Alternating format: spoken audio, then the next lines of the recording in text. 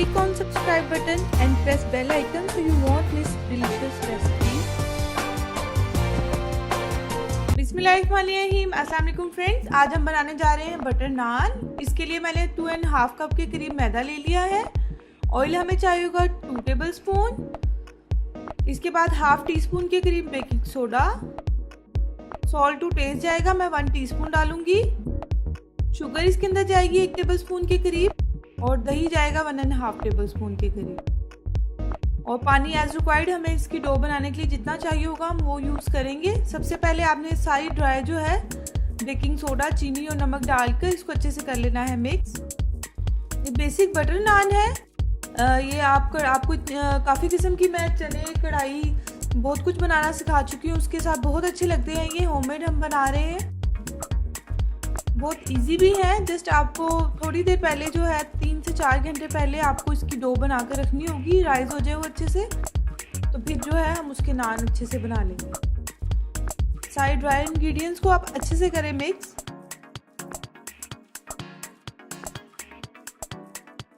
फिर आप इसमें ऑयल डाल दें, साथ साथ इसको आप हाथों की मदद से यूं करते रहें इस तरह से।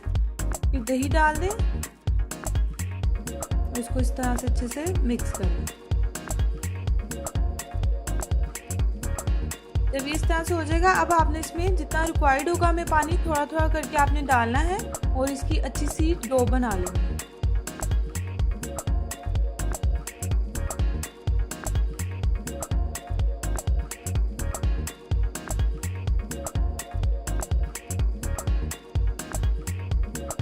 ये देखिए फ्रेंड्स, ये हमारी जो है नान की डो बिल्कुल रेडी हो गई है।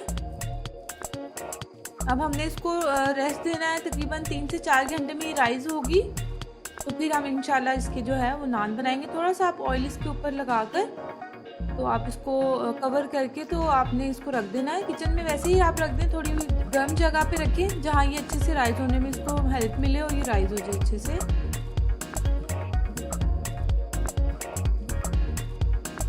अब हम इसको जो है रख देंगे राइज होने के लिए। 3 to 4 आवर्स में ये अच्छे से हमारी, ये देखिए फ्रेंड्स, डो जो है वो राइज हो गई है। ये देखिए आपको नज़र आ रहा होगा।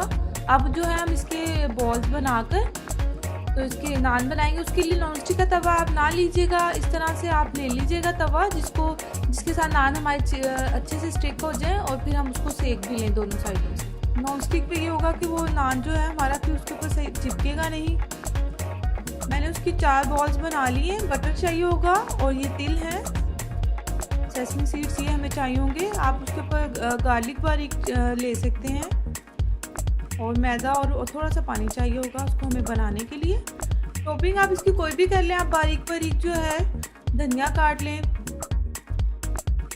और या आप गार्लिक को चॉप कर लें। इस तरह से मैं तिल लगा रही हूँ, उस तरह से आप उसको हाथों की मदद से थोड़ा सा उसकी डिज़ाइनिंग करके तो आप इसको कर लें।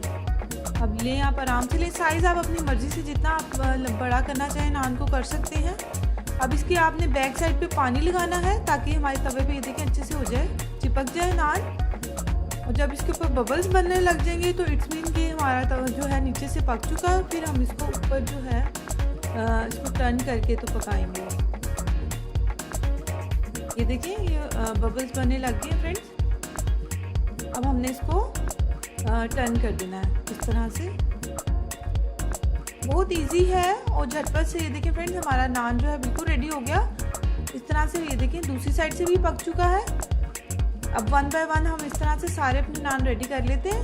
हल्का सा आप इसके ऊपर बटर लगा लें।